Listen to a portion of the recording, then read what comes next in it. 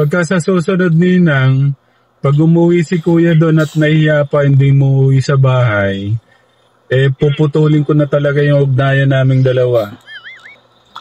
Ayun po guys, stop po muna natin. Just a heads up lamang po ang pag-uusapan po natin in this video.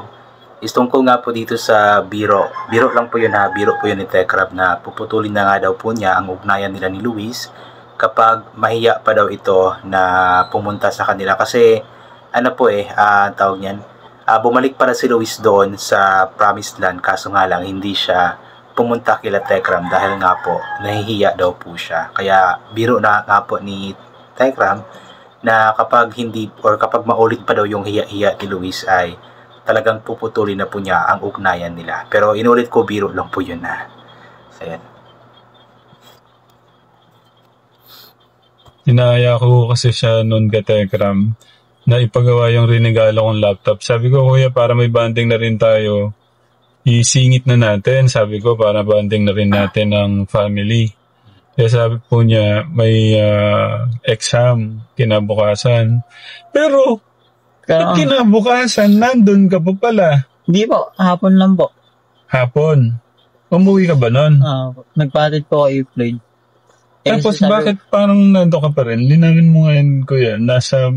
Tapos napanood ko kay Sweet Mary mo, Tita Lisa mo, nandun ka. No, lang po, this week lang po yun. Oo nga po, kung napanood nyo po yung vlog ni Sweet Mary, andun po nga po si Luis bumisita, kung saan nga po is nagkita nga po sila doon ni Noah at nagkahiyaan pa nga po sila. Kaya nagtataka nga po si Tekram bakit andun pa si Luis pero hindi naman ito pumunta sa kanila. Bumalik ka ulit? Kumuha po ako ng requirements po sa school. Pupunta nga dapat po ako kaso nahiya po ba't ka nahiya? Ba't ka na nahiya? Wala na nga yun. Wala na nga sa akin yun. Basta may nakita akong pagsisisi na alam nyo na nung nakikita ko na alam nyo na yung mali. Basta itong si Luis kasi is talagang mahiyain po talaga itong batang ito. Then siguro mas lalo niya nafe-feel yung hiya dahil nga po sa mga nangyari, dahil nga may nagawa siyang kasalanan doon kila Tekram. Kaya siguro naisip niya that time na hindi na lang siguro ako pupunta kila tatay kasi nakakahiya na pumunta doon. Pero ayaw naman ni Tekram ng ganoon kasi mas okay kay Tekram na kapag pupunta si Luis doon sa Promised Land is dapat talaga pupunta din siya doon sa bahay nila Tekram kasi nga bahay din naman iyon ni Luis dahil nga po anak na ang turing ni Tekram sa kanya.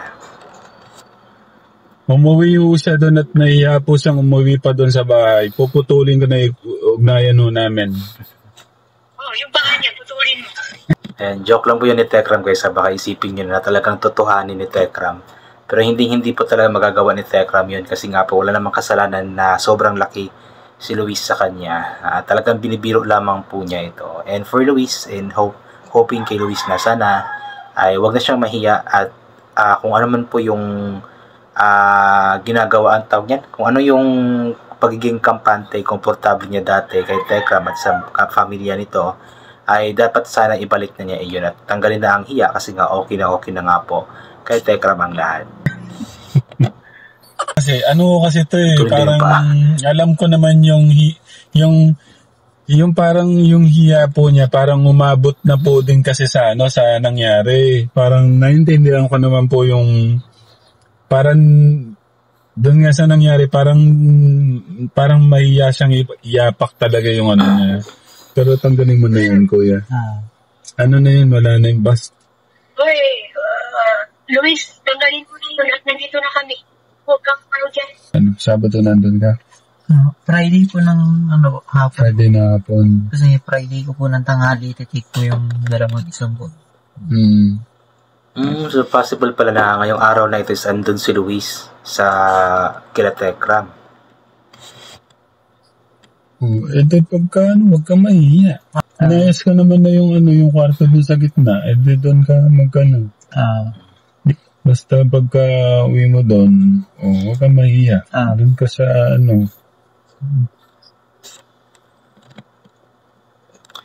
So, yun nga po. Mahihain talaga itong si Luis Pareho kami. So, naiintindihan din naman po natin si Luis dahil nga po, yun na po yung nature niya, yung talagang pagiging introvert niya, pagiging mahihain niya, is nagko-connect nga po sa mga pangyayari ngayon. So, naiintindihan ko rin naman po si Luisito Manalastas. Pero dahil nga po sinabi na naman ni Tekram na dapat wag nang mahiya si Luis, at anytime naman is welcome naman si Luis doon sa bahay nila, at may kwarto naman siya doon na pwedeng matulugan kung gusto niyang matulog doon. So, yun, dapat i-grab ni Luis yun. Kasi sa pamamagitan po nun, for example, palagi siyang bumibisita-bisita doon. And kapag maganda naman yung takbo ng kanyang pag-aaral, nakikita ni Tekram na may pagbabago na, I'm sure naman na muli siyang kunin ni Tekram at hindi na bibisita-bisita pa doon, kundi doon na talaga muling titira. Alam ko na mangyayari po yun, kaya aabangan po natin yun. At alam ko na yun po yung ang ipinagdarasal ng mga nagmamahal kay Luis, yung muli nga po siyang makabalik doon sa Tekram House. Kasi mas masaya sa puso kasi yung nakikita natin si Luis na andun sa Tekram House. Although masaya naman po tayo na andun siya sa kanyang totoong pamilya, pero nasanay po kasi tayo sa loob ng 5 years na andun po si Luis sa Manalastas family, especially nga po sa kanyang tatay Tekram at nanay Jack. So hoping na mangyari po ulit iyon. And yun, ngayon po is palagi na siyang bumibisita-bisita doon.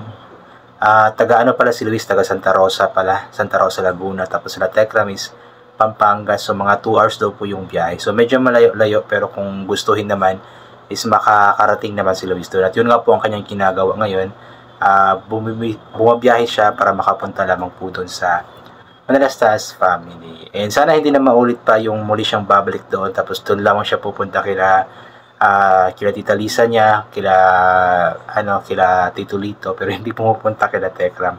Sana wag nang maulit yun, kasi para kay Tekram din naman is pangit yun, awkward din po yun, yung andun na nga siya pero hindi siya bumisita. So medyo pangit po yun sa pakiramdam. Kaya ipag-pray po natin na hindi na magawa pa ulit ni Luis yun. And wag po tayong mag-alala kasi hindi bibitawan ni Tekram si Luis. At alam ko na biro lamang po niya yun na puputulin na po niya ang ugnayan kapag mahihiya pa si Luis. Ayan. So yun, I think hanggang dito na lamang po itong gagawin ko na reaction video. So thank you so much po sa lahat ng mga palaging bumabalik sa aking YouTube channel. Inuulit ko nga po palagi na ugalin po natin magdasal, magpasalamat sa lahat ng mga bagay na ating natatanggap.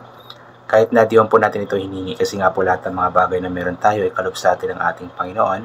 At wala ang mga bagay na ito kung hindi dahil sa Kanya. Yan ang spring payong, kapote, sombrero, or anything na pwede maging proteksyon sa katawan kapag lalabas po tayo, nang sa ganun kapag mainit na hindi po tayo mainitan, or kapag biglang umulan na hindi po tayo mababasa ng ulan. And always take vitamin C para mag-boost ang ating immune system, at hindi po tayo matatamaan agad-agad ng kung ano-ano mga sakit-sakit. So once again, inuulit ko, hanggang dito na lamang po. God bless and bye for now po.